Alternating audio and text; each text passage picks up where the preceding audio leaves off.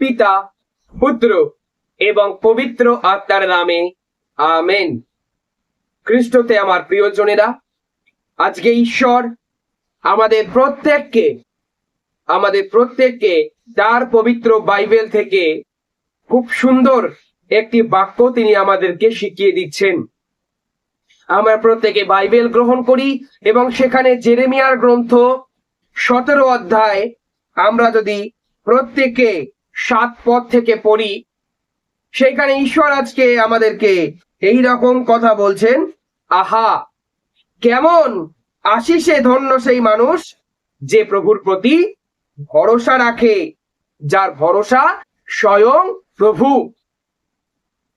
যারা প্রভু যীশু খ্রিস্টের উপর ভরসা রাখে, যারা প্রভু যীশু খ্রিস্টের উপর বিশ্বাস রাখে, পবিত্র বাক্য বলছে তারা কেমন আশিসে ধন্য, অর্থাৎ তারা কেমন ব্লেসড, তারা কেমন আশীর্বাদে পরিপূর্ণ।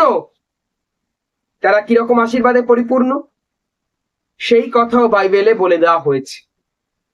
বাইবেলে এরকম বলা হয়েছে, সে যেন জলাশয়ের ধারে এমনই এক গাছের মতন, যা নদীর দিকে বাড়ায় শিকড়, উত্তাপ এলেও তার কোনো ভয় নেই,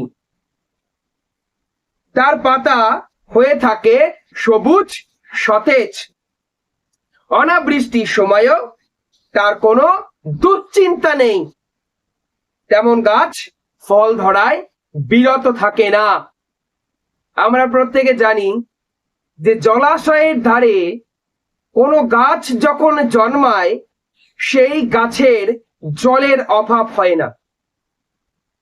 পবিত্র বাক্য বলছে প্রভুর উপর ভরসা রাখা, প্রভুর উপর বিশ্বাস রাখা সেই ব্যক্তি এমনই এক মানুষ যা জলাশয়ের ধারে থাকা গাছের মতন।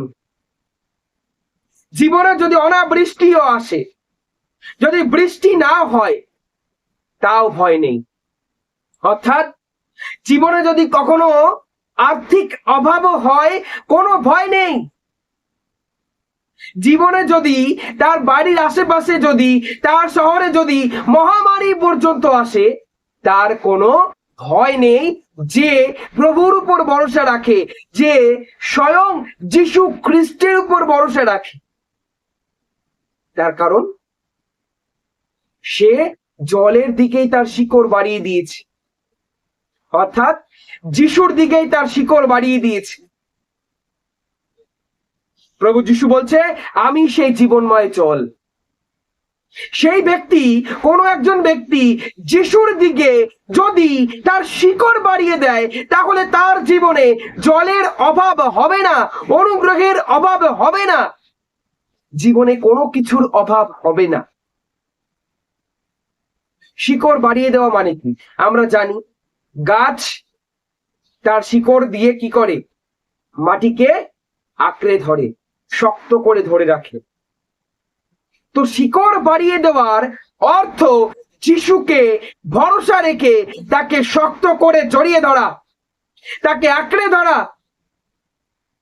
সেই সব বিশ্বাসী ব্যক্তি, সেই সব ভরসাবান ব্যক্তি, তাদের জীবনে তারা অনুগ্রহহীন হবে না, তারা অনুগ্রহে পরিপূর্ণ হবে, তারা ফলশালী হবে, তারা ফলহীন জীবন যাপন করবে না, এমন বাক্য বলছে ঈশ্বরের পবিত্র বাইবেলে। আপনারা কতজন এইরকম মানুষ? আপনারা কতজন প্রভুর উপর আস্থা রাখছেন? অনাবৃষ্টির সময়ও, খরার সময়ও, বন্যার সময়ও, অর্থাৎ নিজের জীবনে দুঃখের সময়ও, পরীক্ষার সময়ও কতজন প্রভুর উপর ভরসা রাখছেন? নিজেদেরকে প্রশ্ন করুন, নিজেদের পরিবারকে প্রশ্ন করুন। এক একজন ব্যক্তি তারা আমাকে মেসেজ করে বলে, আমার এই প্রবলেম, আবার বন্ধুর এই প্রবলেম। তো আমি তাদেরকে ঈশ্বরের প্রার্থনা পাঠাই, তাদের বাক্য পাঠাই, প্রভু যীশু খ্রিস্টের বাক্য পাঠাই এবং তাদেরকে বলি যে এই বাক্য তোমরা পড়ো, তাহলে তোমার এই বন্ধু কিংবা তোমার পরিবারের কেউ কিংবা তুমি সুস্থ হবে। কিন্তু তারা অনেকে এইরকম কথা বলে, কাজ হবে তো। খ্রিস্টতে আমার প্রিয়জনেরা, তারা ভরসা রাখতে পারছে না যিশুতে। তারা কিরকম কথা বলছে, দাদা কাজ হবে তো। এই রকম কথা আমরা কোথায় গিয়ে বলি? আমরা জ্যোতিষীর কাছে গিয়ে বলি তাবিজ কবচ নেবার পরে, যে দাদা এই তাবিজটা তো নিলাম, কাজ হবে তো। আজকে জেনে রাখুন, প্রভু যীশু খ্রিস্ট কোনো জ্যোতিষী নয়।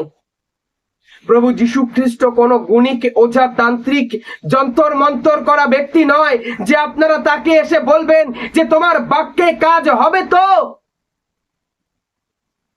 প্রভু যীশু খ্রিস্ট এমন একজন ঈশ্বর, সারা পৃথিবীতে খুঁজে দেখান। পবিত্র বাইবেল বলছে ঈশ্বর যখন পৃথিবী সৃষ্টি করলেন, পৃথিবী সবকিছু সৃষ্টি করলেন, তিনি তার মুখের বাক্য দ্বারা সৃষ্টি করলেন। Am I right? তিনি তার মুখের বাক্য দ্বারা সারা জগৎকে গড়লেন। এমন একজন ঈশ্বরকে দেখান যে কেবলমাত্র বলে দিচ্ছে, কেবলমাত্র একটি অর্ডার করছে, তাতেই পৃথিবী সৃষ্টি হয়ে যাচ্ছে, তাতেই পৃথিবী সব সৃষ্টি হয়ে যাচ্ছে। এমন একজন ঈশ্বরকে দেখান। আছে কেউ? তার মানে ভাবুন, তার বাক্যে কতটা পাওয়ার, কতটা ক্ষমতা। আর আমরা কিনা সেই ক্ষমতা যাচাই করে বলছি কাজ হবে তো। খ্রিস্টতে আমার প্রিয়জনেরা, এইরকম আর একজন ব্যক্তি বাইবেলে যিশুকে প্রশ্ন করেছিল। বাইবেলে যিশুকে বলেছিল, আপনার যদি শক্তি থাকে তাহলে আমার ছেলেকে সুস্থ করুন। আপনার শিষ্যরা তো আমার ছেলেকে সুস্থ করতে পারলো না, যদি দেখুন আপনি পারেন কিনা। যিশু তাকে কি বলেছে আমরা প্রত্যেকে শুনবো পবিত্র বাইবেলে। আমরা যদি মার্ক লিখিত সুসমাচার 9 অধ্যায় 17 পদ থেকে পড়ি, সেইখানে আমরা দেখতে পারবো, ভিড়ের মধ্যে থেকে একজন উত্তর দিলেন, গুরু, আমার ছেলেকে আপনার কাছে নিয়ে এলাম, তাকে বোবা আত্মায় পেয়েছে।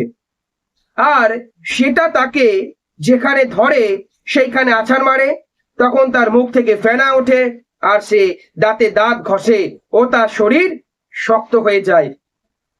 আমি আপনার শিষ্যদের সেই আত্মাকে তাড়াবার জন্য বললাম, কিন্তু তারা পারলো না, তাদের সেরকম ক্ষমতা নেই, তাদের সেরকম শক্তি নেই। তখন যিশু তার শিষ্যদের দিকে তাকিয়ে কি বলছে, ওহে অবিশ্বাসী, আর কতকাল আমি তোমাদের সঙ্গে সঙ্গে থাকবো। অর্থাৎ ঈশ্বরের শিষ্যদেরও সেই রকম পর্যাপ্ত পরিমাণ বিশ্বাস ছিল না ঈশ্বরের শক্তির উপরে। যখন ঈশ্বর তাদেরকে সমস্ত কিছুর উপর অধিকার করার শক্তি দিয়েছে, রোগীদের নিরাময় করার শক্তি দিয়েছে, সেই বাক্য বিশ্বাস করতে পারেনি, তাই সেই ছেলেটিকে সুস্থ করতে পারেনি তারা। ঠিক সেই মতন সেই ব্যক্তি যিশুকে এই প্রশ্ন করছে। তখন তিনি এ বলে তাদের উত্তর দিলেন, হে অবিশ্বাসী প্রজন্মের মানুষেরা, আমি আর কতদিনে তোমাদের মধ্যে থাকবো, আর কতদিন তোমাদের সহ্য করব? তারপর যিশু সেই বাবাকে বলল, তোমার ছেলেকে আমার কাছে নিয়ে এসো। তারা তাকে তার কাছে নিয়ে গেল। তাকে দেখা মাত্রই সেই আত্মা তাকে তীব্রভাবে মূর্ছে ধরল, আর সে মাটিতে পড়ে ফেনা তুলে গড়াগড়ি দিতে লাগলো। তখন তিনি তার পিতাকে জিজ্ঞাসা করলেন, এর এমন অবস্থা কবে থেকে, কতদিন হলো?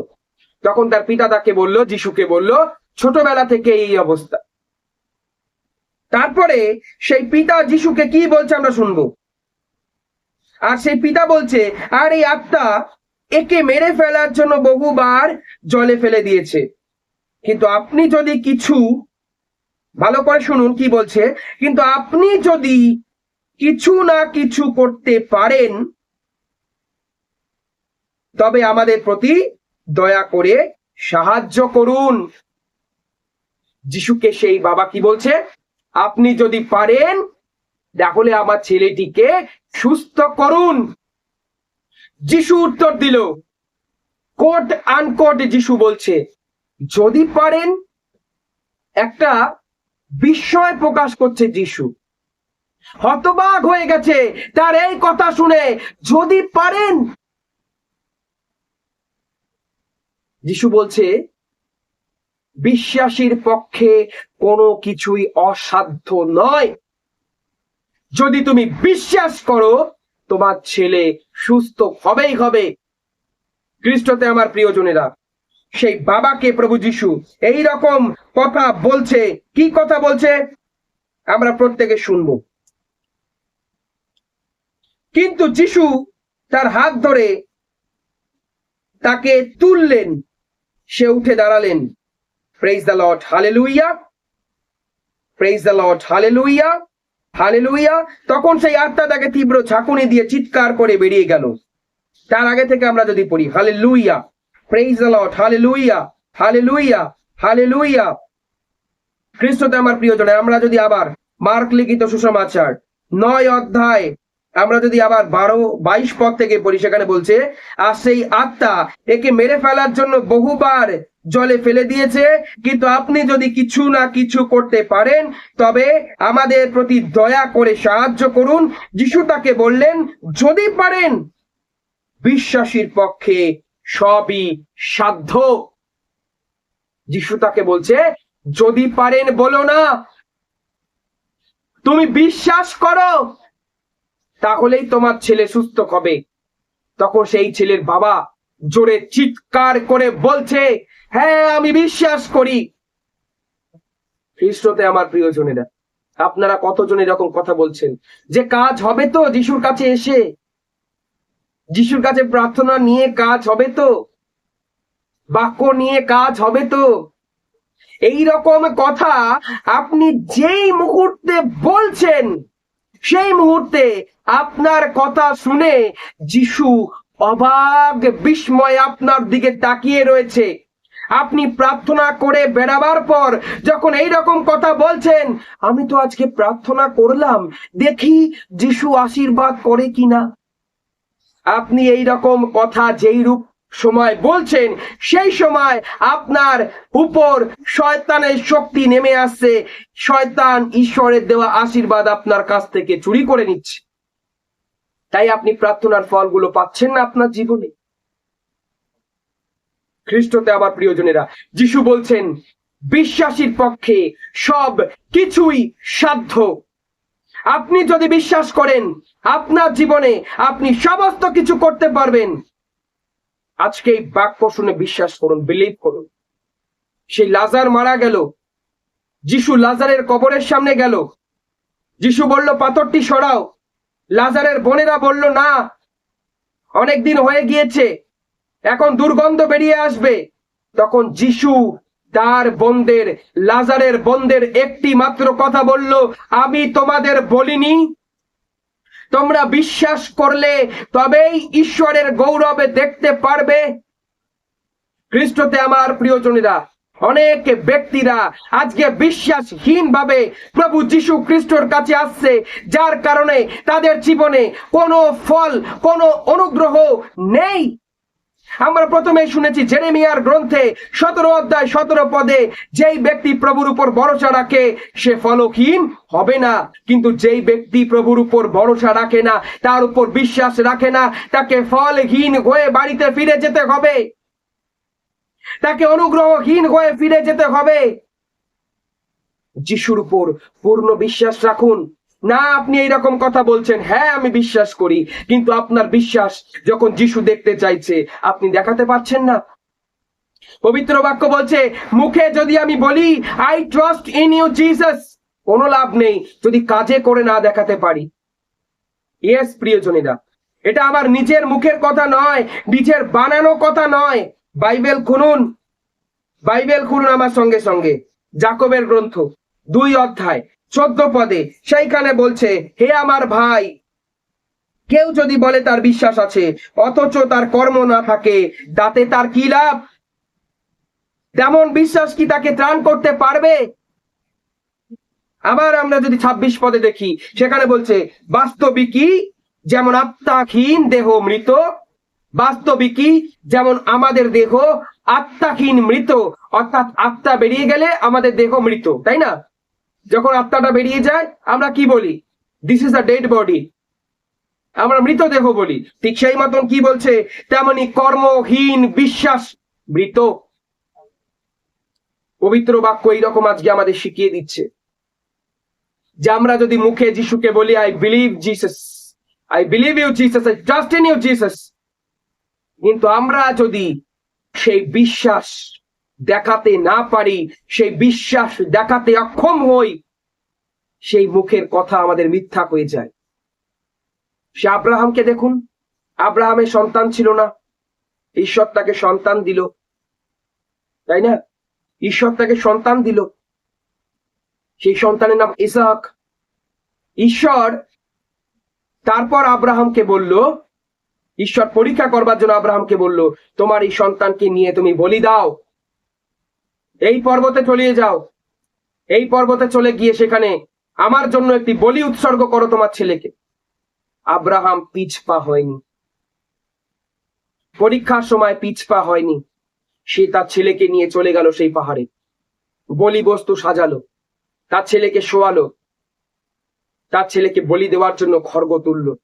তখন উপর থেকে ঈশ্বরের কণ্ঠস্বর আসলো, আব্রাহাম থেমে যাও, মারতে নেই, আমি তোমাকে এতক্ষণ পরীক্ষা করছিলাম। খ্রিস্টতে আমার প্রিয়জনেরা, আপনারা দেখাতে পারবেন আপনাদের সেই বিশ্বাসের পরীক্ষা। আমরা মুখে বললে হবে না যে আমরা প্রভুতে বিশ্বাস রাখি, ভরসা রাখি, কাজে করে দেখাতে হবে। কাজে করে না দেখাতে পারলে আমাদের সেই বিশ্বাস মৃত হয়ে যায়। পবিত্র বাক্যে যিশু বলছে, যদি পারেন, বিশ্বাসীর পক্ষে সবই সাধ্য। আজকে আপনি যা প্রার্থনা নিয়ে প্রভুর কাছে এসেছেন, আপনার যা খারাপ সিচুয়েশন, পরিবারের আর্থিক উন্নতি নেই, চাকরি নেই হতে পারে, সন্তান নেই হতে পারে, বেকারত্বের সমস্যা হতে পারে, প্রচুর ঋণের বোঝা হতে পারে, যত বড় প্রবলেম নিয়ে প্রভুর কাছে এসেছেন না কেন, একটি বার বিশ্বাস করুন প্রিয়জনেরা। আমি আজকে এই প্রার্থনায় আপনাকে একটি বার বিশ্বাস করতে বলছি যিশুকে, যে আপনি আজকে যখন এই প্রার্থনায় বসেছেন, ইমিডিয়েটলি প্রভু আপনার প্রার্থনা শুনে নিয়েছে। এই মুহূর্তে প্রভু আপনার প্রার্থনা শুনে নিয়েছে। এই রকম বিশ্বাস এই মুহূর্তে আপনার হৃদয়ে আনুন, তাহলে আপনি আপনার জীবনে আজকেই, এই মুহূর্তে, এই সময় দাঁড়িয়ে আমি বলে যাচ্ছি, আপনার জীবনে সমস্ত প্রার্থনায় আপনি সাকসেসফুল হতে দেখতে পারবেন।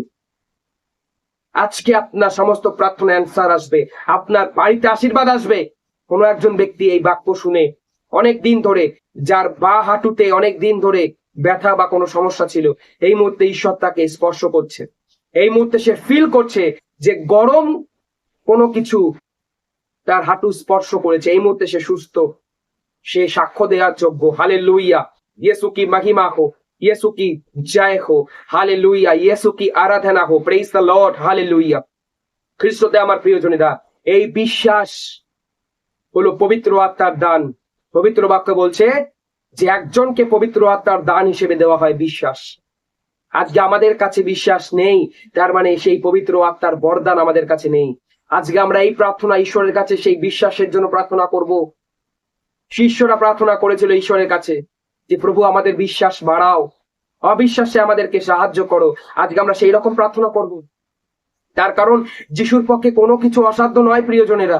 আমাদের মানুষের পক্ষে অসাধ্য হতে পারে, কিন্তু ঈশ্বরের পক্ষে সবকিছুই সাধ্য।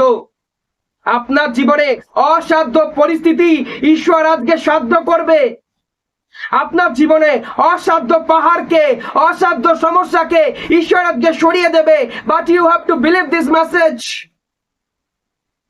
পবিত্র বাক্য বলছে, এই বাক্য শুনে এই মুহূর্তে আপনি আশীর্বাদ পাবেন। Mark chapter 10 verse 27, Jesus look at them and said, প্রভু যিশু এই মুহূর্তে আপনাদের দিকে তাকাচ্ছে এবং বলছে, with the man this is impossible, but কি বলছে? with man this is impossible, but not with God. All things are possible with God. মানুষের পক্ষে অসাধ্য, কিন্তু ঈশ্বরের পক্ষে অসাধ্য নয়। ঈশ্বরের পক্ষে সব কিছুই সাধ্য। বিশ্বাস করুন, আজকে এই প্রার্থনা আজকে এই বাক্যকে বিশ্বাস করুন, এই মুহূর্তে আপনার জীবনে বড় বড় ব্লেসিংস লাভ করবেন। অনেক ব্যক্তি কমেন্ট বক্সে আমাকে কমেন্ট করেন না, দাদা আমার জন্য প্রার্থনা করুন, আমি খুব গরিব, ঈশ্বর যেন আমাকে আশীর্বাদ করে ধন দৌলত দিয়ে। আজকে বিশ্বাস করুন এই বাক্যকে, আজকে এই বাক্যকে বিশ্বাস করুন যে প্রভু এই মুহূর্তে আপনাকে ব্লেস করেছে, এই মুহূর্তে আপনার জীবনে আশীর্বাদ করেছে। এই বাক্য যেই মুহূর্তে আপনি বিশ্বাস করবেন প্রিয়জনেরা, আমি বলছি আপনার টেবিলে 3 দিনের মধ্যে, 10 দিনের মধ্যে, 1 মাসের মধ্যে, 1 বছরের মধ্যে ব্লেসিংস নেমে আসছে। বলুন amen, amen, amen. You are heal in the mighty powerful name of the Jesus. ঈশ্বরের বাক্যকে বিশ্বাস করুন, প্রভু যিশুকে বিশ্বাস করুন। আসুন সকলের জন্য প্রার্থনা করি। সর্বশক্তিমান পিতা পরমেশ্বর, আজকে যারা যারা তোমার বাক্য শুনেছে প্রভু, এই মুহূর্তে তোমার এই বাক্যের শক্তিতে তাদের জীবনে তুমি বিশ্বাস বাড়াও। তারা যেন তোমাকে আরো দৃঢ়ভাবে বিশ্বাস করতে পারে, তারা যেন তোমাকে আরো দৃঢ়ভাবে আঁকড়ে ধরতে পারে। প্রভু যিশু, পবিত্র আত্মার সেই বিশ্বাসের বরদান তাদেরকে দাও। এখন যে যা প্রার্থনা করছে সমস্ত প্রার্থনায় তুমি ফল দান করো। এই মুহূর্তে এদের পরিবারে, এদের জীবনে, এদের শরীরে, এদের চাকরির জায়গায়, এদের ভূমিতে, আমি সমস্ত জায়গায় তোমার এই পবিত্র কোষের চিহ্ন অর্পণ করে দিই। এই পবিত্র কোষের চিহ্ন দ্বারা এদের জীবনে বড় বড় ব্লেসিংস, আর্থিক অনুগ্রহ, অভিষেক এই মুহূর্তে নেমে আসো। সমস্ত রোগ ব্যাধি এদের জীবন থেকে আমি দূর করি পবিত্র কোষের চিহ্ন দ্বারা। সমস্ত রিপোর্ট গুলো এদের জীবনে নর্মাল নেমে আসো in the name of the Jesus. ডাক্তারের সমস্ত কথাগুলো ভুল প্রমাণিত হোক in the name of the Jesus. You are blessed, you are heal in the mighty powerful name of the Jesus. সকলে বলুন আমেন। খ্রিস্টতে আমার প্রিয়জনেরা, প্রচুর ব্যক্তিকে এই প্রার্থনা আপনি শেয়ার করুন, এবং এখনো পর্যন্ত যারা যারা আমাদের ইউটিউব চ্যানেলকে সাবস্ক্রাইব করেননি, দয়া করে আমাদের ইউটিউব চ্যানেলকে সাবস্ক্রাইব করুন। সকলকে জয় যিশু।